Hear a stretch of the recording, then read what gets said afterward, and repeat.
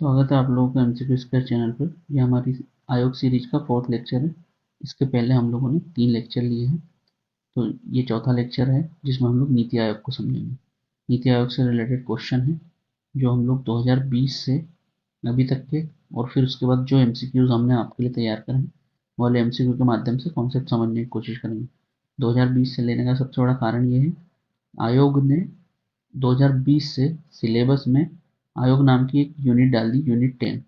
इसके पहले ये यूनिट पॉलिटी में ही पूछी जाती थी, लेकिन जब से ये यूनिट डाली है तब से इसकी अप्रोच थोड़ी सी चेंज कर दी है। इसलिए हम लोग थोड़ा सा ध्यान देंगे, 2020 से क्वेश्चन लेंगे। आगे जब हम लोग पॉलिटी के क्वेश्चन लेंगे तो पुराने क्वेश्चन को लेंगे, ठीक है। तो देखते हैं क्या है इसमें। पहला क्वेश्चन है हमारा 2020 का। ये 2020 में क्वेश्चन आया था, नीति आयोग के प्रथम उपाध्यक्ष कौन है। तो आप लोगों को पता होना चाहिए, दो पद इसमें सबसे महत्वपूर्ण होते हैं। एक होता है उपाध्यक्ष और दूसरा होता है सीईओ। ठीक है, तो उपाध्यक्ष जो है इसे हमेशा है ना किसी फेमस या किसी बहुत विद्वान अर्थशास्त्री को इस पद पे रखा जाता है। सीईओ जो है ये हमेशा एक आईएएस ऑफिसर रहता है। ठीक है, तो ये दो पद बहुत महत्वपूर्ण हैं। इसमें जो पहले उपाध्यक्ष थे वो थे हमारे अरविंद पनगड़िया जी। 2015 से 2017 तक इनने अपनी सेवा दी थी। इसके पहले ये काफ़ी मतलब वर्ल्ड बैंक, डब्ल्यूटीओ, कई संस्थाओं में सर्विस दे चुके हैं, अपनी आईएमएफ में भी। और इसके बाद इन्हें पद्म भूषण से भी सम्मानित किया गया था 2011 या 12 के आसपास। तो पद्म भूषण से भी सम्मानित अर्थशास्त्री हैं ये। तो ये पहले हमारे उपाध्यक्ष रहे थे। आपको इनकी लिस्ट हमेशा याद रहनी चाहिए, अभी तक कितने उपाध्यक्ष रहे हैं, कितने सीईओ रहे हैं, हमें इसके बारे में पूरी जानकारी होनी चाहिए। पीएससी हमसे पूछ सकता है, ठीक है। चलते हैं अगले क्वेश्चन की तरफ। विकास निगरानी और मूल्यांकन कार्यालय का गठन कब किया गया था। देखिए ये क्वेश्चन थोड़ा सा डीप में आया था। इसकी स्थापना की गई थी 18 सितंबर 2015 को। तो ये आखिर है क्या, डेवलपमेंट मॉनिटरिंग इवोल्यूशन ऑफिस, ठीक है। डीएमईओ कहते हैं इसे। तो इसकी स्थापना 18 सितंबर 2015 को हुई। लेकिन ये जो है ये इसके पहले दो ऑफिस थे, दो संस्थाएं थी, उन्हें मर्ज किया गया है। ठीक है, एक थी पीईओ, प्रोग्राम इवोल्यूशन ऑफिस, ठीक है। इसकी स्थापना 1952 में की गई थी, जब हम लोगों ने योजना आयोग की स्थापना करी थी उसके साथ में की थी। वो दूसरा है आईईओ, ठीक है। आईईओ होता है इंडिपेंडेंट इवोल्यूशन ऑफिस, ठीक है। तो 2010 में इसकी स्थापना की गई, है ना। और ये थी 1952 में। ये जो भी हम प्रोग्राम बनाते थे उसको इवोल्यूशन करने के लिए सरकार का एक ऑफिस था, ऑर्गेनाइजेशन था, ठीक है, पीईओ। लेकिन इसमें जो कमी थी उसको पूरा करने के लिए आईईओ की स्थापना करी थी 2010 में। ये इंडिपेंडेंट रूप से इवोल्यूट करता था किनको, प्रोग्राम्स को, ठीक है। तो इन दोनों को मर्ज कर दिया जब नीति आयोग बना, और एक ऑफिस की स्थापना करी, उसका नाम था DMEO, development monitoring evolution office, ठीक है। डेवलपमेंट मॉनिटरिंग इवोल्यूशन ऑफिस, ठीक है। विकास निगरानी और मूल्यांकन कार्यालय, ठीक है। तो ये ऐसा ऑफिस था। इसके अलावा एक और संलग्न ऑफिस है, दो संलग्न ऑफिस है नीति आयोग में। तो पहला तो हो गया डीएमईओ, ठीक है। और दूसरा जो है इसके बारे में हम लोग आगे के क्वेश्चन में बात करेंगे, ठीक है। ये क्वेश्चन पूछा गया था 2021 में। अगला क्वेश्चन देखते हैं, नीति आयोग के उपाध्यक्ष की नियुक्ति कौन करता है। ठीक है, नियुक्ति कौन करता है, राष्ट्रपति, प्रधानमंत्री, भारत के उपराष्ट्रपति, लोकसभा अध्यक्ष, ठीक है। तो ये एकदम सिंपल क्वेश्चन पूछा गया था 2022 में। इसी तरह के ज़्यादा क्वेश्चन पूछे गए थे जिसमें बहुत ज़्यादा सिंपल अप्रोच अपनाई थी। तो आपको सबको पता होगा, देखिए इसकी स्थापना जो की गई है वो सरकार की नीतियों को लागू करने के लिए की गई है, नीतियाँ बनाने के लिए की गई है। प्लानिंग मतलब पूरी तरह से भारत का डेवलपमेंट करना है सरकार को इसी आयोग के माध्यम से, है ना। तो इस आयोग में सरकार जो रहेगी वह सरकार अपने पसंद के लोगों की ही नियुक्ति करती है। सारी नियुक्ति के अधिकार प्रधानमंत्री के पास है, क्योंकि बनाया गया आयोग ही इनकी मर्जी से है, ठीक है। तो इसमें ज्यादातर नियुक्तियां प्रधानमंत्री के नाम से ही, प्रधानमंत्री के द्वारा ही की जाती है, ठीक है। अगला क्वेश्चन देख लेते हैं। देखिए यहाँ से हम लोगों ने आपके लिए एमसीक्यूज तैयार करें, ठीक है। तो अब देखते हैं, नीति आयोग की स्थापना की गई नीति आयोग की स्थापना अगर आपको पता हो, नहीं पता हो तो मैं आपको बता दूं। देखिए, मई 2014 में सरकार बदली, यूपीए से एनडीए की सरकार आ गई। ठीक है, एनडीए मतलब मोदी जी की सरकार, प्रधानमंत्री मोदी ने नई सरकार बनाई और फिर यहाँ पे उन्होंने पुराना जो योजना आयोग था, योजना आयोग को हटा के नया नीति आयोग की स्थापना करी। ठीक है, नीति आयोग तो इसकी स्थापना मई 2014 के बाद ही होनी चाहिए। तो आप याद रखेंगे, सबसे पहला काम इन लोगों ने योजना आयोग को हटा के किया था, नीति आयोग बना के। तो ये हुआ था 1 जनवरी 2015 को। ठीक है, आप इस तरह से याद रख सकते हैं इसको। तारीख थी 1 जनवरी 2015, है ना। चलते हैं अगले क्वेश्चन की तरफ। अगला क्वेश्चन, नीति आयोग का उल्लेख संविधान के किस अनुच्छेद में। देखिए, नीति आयोग की स्थापना जो की गई है, नीति आयोग की स्थापना किसी संविधान के प्रावधान के अंतर्गत नहीं की गई। ठीक है, योजना आयोग जैसे पश्चिम के देशों में कई जगह प्लानिंग कमीशन चलता है, उसकी देखा देखी हम हमारे यहाँ योजना आयोग की स्थापना की गई थी 1952 के आसपास। ठीक है, लेकिन उसके बाद ये, तब से लेकर अभी तक यही योजना आयोग चल रहा था। जब 2014 में सरकार में परिवर्तन होता है और सरकार ने प्लानिंग कमीशन की जगह नीति आयोग की स्थापना करती है, उसी तरीके से करती है जिस तरीके से प्लानिंग कमीशन की स्थापना की गई थी। प्लानिंग कमीशन के बारे में भी आपको पता होगा कि वो संविधान में कहीं प्रावधान नहीं है उसका, इस नेहरू जी की अपनी सोच से बनाया गया संगठन था। तो ये पंचवर्षीय योजनाएं लागू करते थे और किसी भी तरह से संविधान में के किसी प्रावधान का प्रयोग नहीं किया गया इसमें। ये पूरी तरह से संविधानेतर। ठीक है, एक देखिए, संविधानेतर संस्था बोलेंगे इसे। ठीक है, देखिए, एक होती है संवैधानिक संस्था, एक होती है सांविधिक संस्था। सांविधिक संस्था को हम लोग बिल बना के लाते हैं और संवैधानिक संस्थाओं का संविधान में जिक्र होता है। ठीक है, तो ये न तो सब बिल से हुई है न संविधान से हुई, संसद का इसमें कोई रोल नहीं था। ये पूरी तरह से बनाया गया है मंत्रिपरिषद के द्वारा। ठीक है, अ, मंत्रिपरिषद ने एक संकल्प पारित कर दिया, उसके आधार पे इस आयोग को गठित कर दिया गया। तो इसे हटाना भी उतना ही आसान है कि सरकार बदली और सरकार उस अगले दिन घोषणा कर देगी कि नीति आयोग आज से हटा दिया जाएगा, तो उस दिन हट जाएगा। ठीक है, तो इसकी स्थापना करने में संविधान के किसी अनुच्छेद का कोई रोल नहीं होता है। ये बस मंत्रिपरिषद जिस तरह से कोई निर्णय लेते हैं उसी तरह से इसका निर्माण कर दिया गया है। ठीक है, तो इसका आंसर होगा उपरोक्त में से कोई नहीं। अगला क्वेश्चन देखते हैं, नीति आयोग के अध्यक्ष हैं। ठीक है, मैंने आपसे कहा कि एक पद होता है उपाध्यक्ष का, एक पद होता है सीईओ का। ठीक है, और ये जो संस्था है नीति आयोग, इसके जो अध्यक्ष होते हैं, ये पदेन अध्यक्ष होते हैं प्रधानमंत्री। ठीक है, जो भी प्रधानमंत्री होगा वो इसका पदेन अध्यक्ष ऑटोमेटिकली हो जाएगा। ठीक है, तो इसके अध्यक्ष वर्तमान में कौन है, नरेंद्र मोदी। चलते हैं अगले क्वेश्चन की तरफ। अगला क्वेश्चन है, नीति आयोग के उपाध्यक्ष हैं, वर्तमान में उपाध्यक्ष हैं। देखिए, वर्तमान में उपाध्यक्ष जो है नीति आयोग के, वो है सुमन बेरी। ठीक है, देखिए, मैंने आपसे कहा था कि उपाध्यक्ष जो होंगे वो हमेशा एक अर्थशास्त्री होंगे, है ना। इसके पहले हमने बात करी थी अरविंद पनगड़िया जी की, और अब बात कर रहे हैं सुमन बेरी जी की। ठीक है, तो सुमन बेरी जो है ये भी विश्व बैंक में रह चुके हैं, है ना।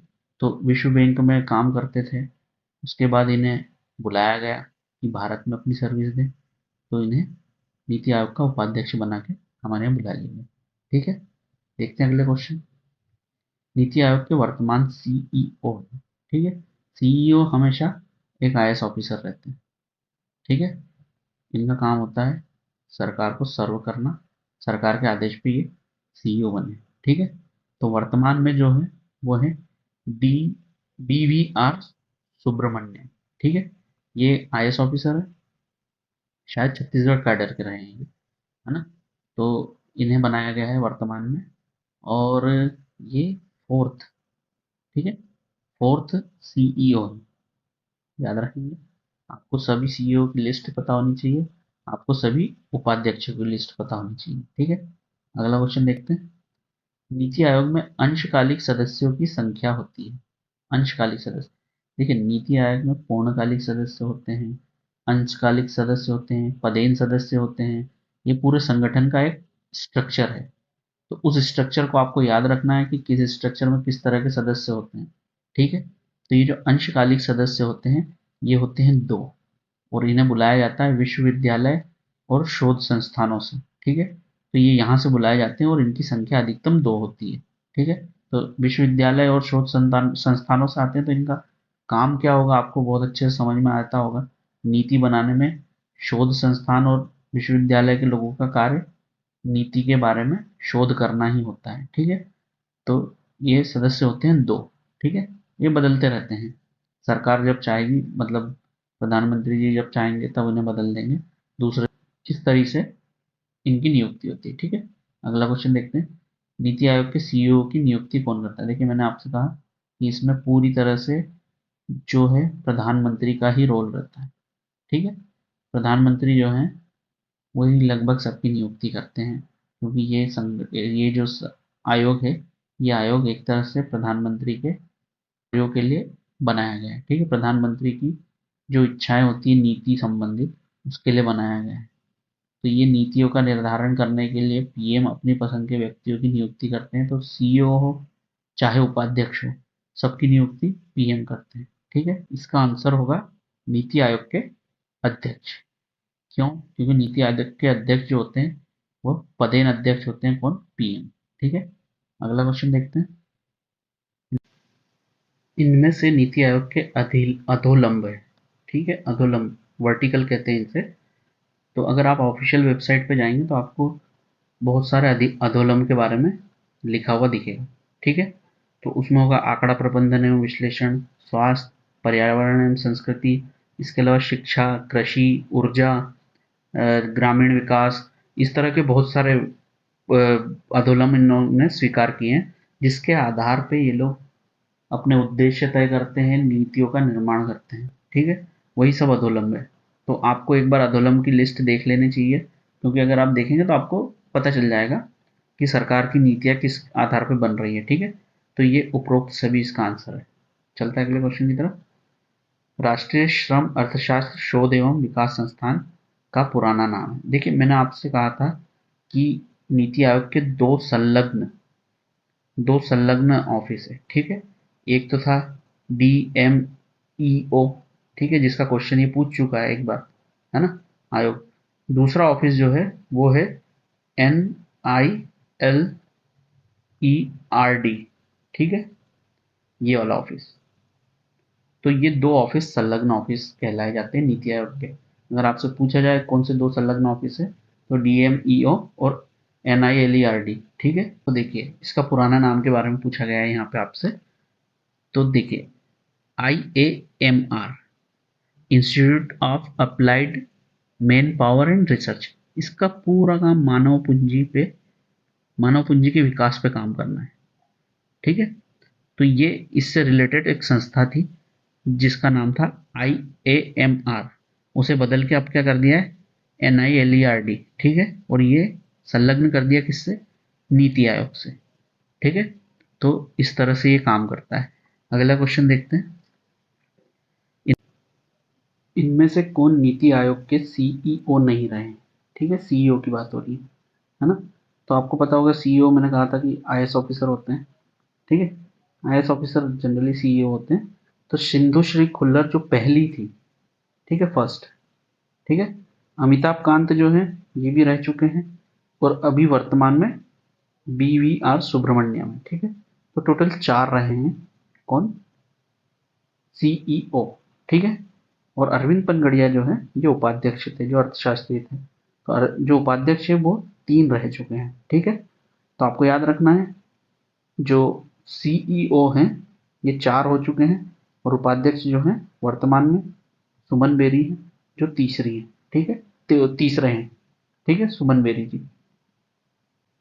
चलते हैं अगले क्वेश्चन की तरफ। नीति आयोग की गवर्निंग काउंसिल का हिस्सा नहीं है। देखिए इनकी गवर्निंग काउंसिल बनती है गवर्निंग काउंसिल में कौन कौन होता है आपको ये बताना है। तो देखिए, गवर्निंग काउंसिल में होते हैं सभी राज्यों के मुख्यमंत्री।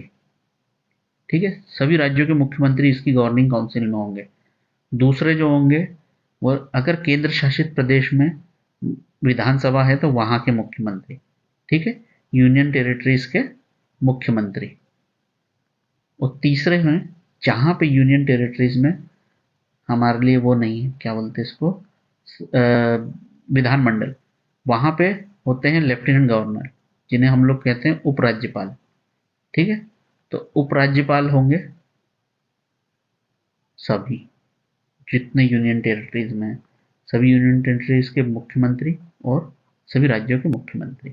ठीक है, तो यहाँ पे देखिए सभी राज्यों के उप राज्यपाल लिखा है मैंने, तो इस तरह से ये हमारा आंसर सही हुआ, जो नहीं होंगे। ठीक है, कौन नहीं होंगे, सभी राज्यों के राज्यपाल नहीं होंगे। दिल्ली के मुख्यमंत्री होंगे, पांडिचेरी के मुख्यमंत्री होंगे, क्योंकि दोनों यूनियन टेरिटरीज में विधानमंडल है। ठीक है, और जम्मू कश्मीर में फिलहाल विधानमंडल हट गई है, तो वहां का चार्ज उपराज्यपाल के हाथ में है। ठीक है, जिसे हम लेफ्टिनेंट गवर्नर कहते हैं। तो ये तीनों होंगे। कौन नहीं होगा इसमें, तो सभी राज्यों के राज्यपाल इसकी गवर्निंग काउंसिल का हिस्सा नहीं होते हैं। अगला क्वेश्चन देखते हैं। मध्य प्रदेश राज्य योजना आयोग का नाम बदलकर राज्य नीति एवं योजना आयोग कब किया गया?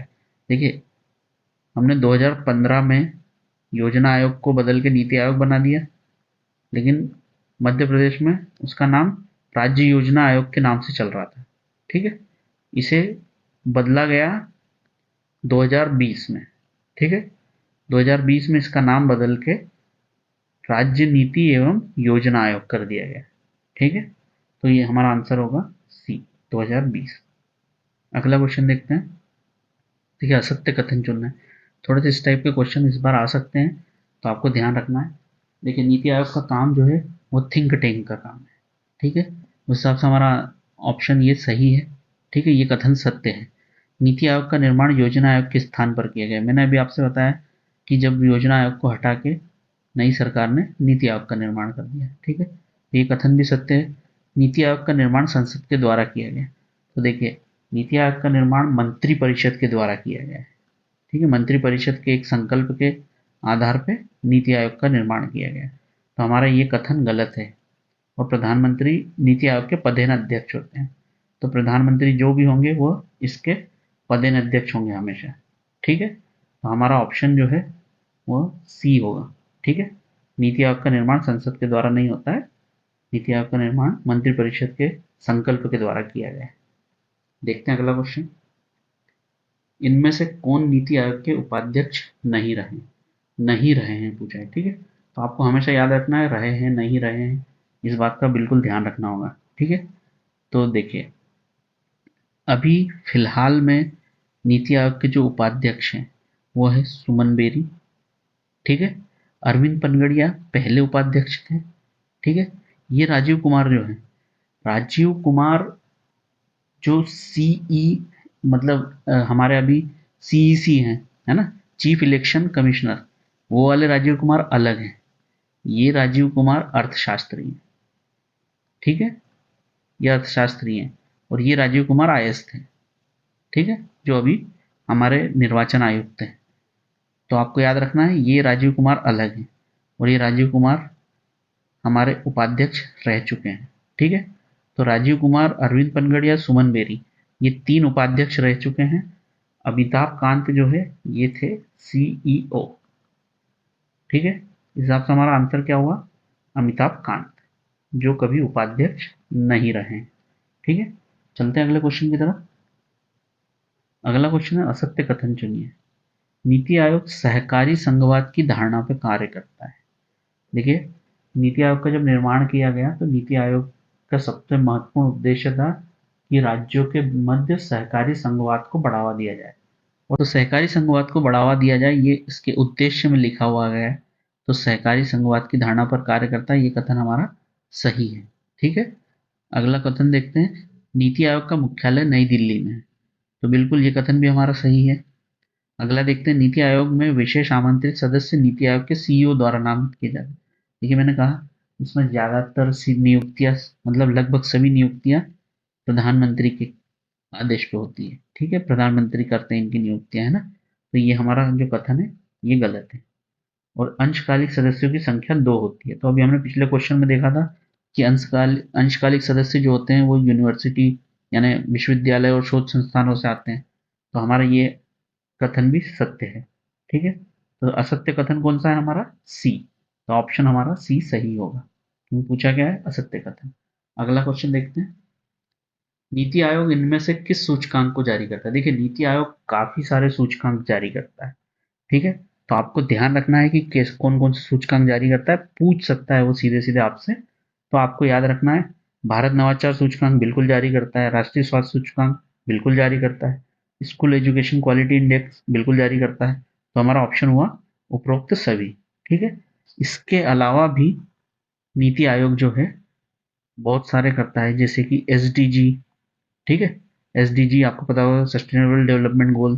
ठीक है, composite water management, ease of living, इस टाइप के बहुत सारे ये सूचकांक जारी करने का कार्य नीति आयोग के हाथ में रहता है। ठीक है, उससे ये राज्यों में स्वस्थ प्रतिस्पर्धा पैदा करते हैं। ठीक है, विकास के लिए। तो उन राज्यों को सूचकांक के माध्यम से रैंकिंग की जाती है, जिससे पता चलता है कि राज्य की सरकारें किस तरह से काम कर रही है। ठीक है, अगला क्वेश्चन देखते हैं। देखिए, इसका आंसर हो गया उपरोक्त सभी। अगला क्वेश्चन देखते हैं। इनमें से कौन से नीति आयोग का मार्गदर्शक सिद्धांत है? ठीक है, तो नीति आयोग के मार्गदर्शक सिद्धांत बहुत सारे हैं। उसमें अंत्योदय भी है, जन सहभागिता भी है, धारणीयता भी है। तो हमारा ऑप्शन हुआ उपरोक्त सभी। इसके अलावा समावेशिता, ग्राम विकास, जनसंख्यात्मक लाभांश, अभिशासन, ये सब भी इसके सिद्धांत हैं। ठीक है, इसके नीति आयोग के मार्गदर्शक सिद्धांत। अगला क्वेश्चन देखते हैं। नीति आयोग द्वारा विकसित भारत का लक्ष्य किस वर्ष तक रखा गया है? देखिए, नीति आयोग की अभी हाल ही में कई मीटिंग्स हुई है। कई मीटिंग्स में इन लोगों ने भारत की आज़ादी के 100 वर्ष पूरे होने पर बहुत सारे लक्ष्य रखे हैं। तो उसमें एक लक्ष्य है विकसित भारत का। ठीक है, तो विकसित भारत का लक्ष्य 100 वर्ष कब पूर्ण होंगे? 2047 में। तो 2047 तक भारत को विकसित भारत बनाने का लक्ष्य रखा गया है। आप याद रखेंगे इसको। 2047 को लेके बहुत सारे लक्ष्य निर्धारित किए गए हैं। तो अभी अगर आप करंट देख रहे हैं तो करंट में देखिएगा कई सारे लक्ष्य उन लोगों ने 2047 को वर्ष घोषित किया है कि इस वर्ष तक हमें ये लक्ष्य अचीव करना है। ठीक है, अगला क्वेश्चन देखते हैं। नीति आयोग की शाखाएं। देखिए, नीति आयोग जो कार्य करता है ना, वो अपनी शाखाओं के माध्यम से करता है। ठीक है, तो देखिए, शोध शाखा जो है ये विशेषज्ञों का एक पैनल होता है ना। ये थिंक टैंक का काम करता है और ये नीतियां बनाने से संबंधित सारे शोध करता है। ठीक है, दूसरा परामर्शदात्री शाखा। जो परामर्शदात्री शाखा है ना, ये राज्यों को और सरकारों को, मतलब केंद्र सरकारों को पूरी तरह से परामर्श देती है किसी भी समस्या के संबंध में। अगर राज्य में किसी प्रकार की समस्या है तो उसके संबंध में आप उनसे परामर्श कर सकते हैं। और अगर आप कोई योजना बना रहे हैं, योजना से संबंधित आपको परामर्श चाहिए, तो आप इस शाखा की तरफ जाएंगे। ठीक है, तो ये शाखा केंद्र राज्य सबको मदद करती है। ठीक है, तो ये इस तरह का कार्य करती है, परामर्श देने का। तीसरे, टीम इंडिया शाखा। टीम इंडिया शाखा जो है ये समझ लीजिए कि केंद्र के नेतृत्व में सभी राज्य इसमें काम करते हैं। ठीक है, नीति बनाने से संबंधित। तो जब केंद्र के नेतृत्व में करते हैं तो सभी राज्यों की बात सुनी जा रही या नहीं सुनी जा रही, ये टीम इंडिया शाखा ध्यान देती है कि सभी राज्यों की बातों को बराबर तरीके से सुना जाए। ठीक है, ताकि उनकी बातें सुनने के बाद योजनाओं का निचले स्तर तक क्रियान्वयन किया जा सके। ठीक है, तो नीति आयोग का मुख्य रूप से कार्य है योजनाओं को बनाना, निचले स्तर तक उसका पूरी तरह से 100% फायदा पहुंचाना। ठीक है, तो इसलिए नीति आयोग की स्थापना हुई थी और ये 3 शाखाएं जो हैं, इन शाखाओं के माध्यम से ये अपनी नीतियों को बनाने में सहायता प्राप्त करते हैं। ठीक है, तो इसका आंसर हुआ उपरोक्त सभी। देखिए, ये टॉपिक काफी छोटा था, इसलिए इसमें ज्यादा क्वेश्चन हम बना नहीं पाए, ना ही मिल रहे हैं ना ही इसमें बहुत ज्यादा पूछने की संभावना है। पर जो फैक्ट है, जैसे उपाध्यक्ष और हमारे सीईओ, ठीक है, सीईओ की लिस्ट, कौन किसे नियुक्त करता है, इसके, तो इस तरह के जो फैक्ट है ना, आपको इसको याद रखना है। डेट्स याद रखनी है इसकी। ठीक है, कौन सी डेट्स है। और जो मैंने आपसे 2 ऑफिस बताए, उन 2 ऑफिस के बारे में बिल्कुल आपको याद रखना है, ठीक है। तो मिलते हैं अगले लेक्चर में, तब तक के लिए गुड बाय।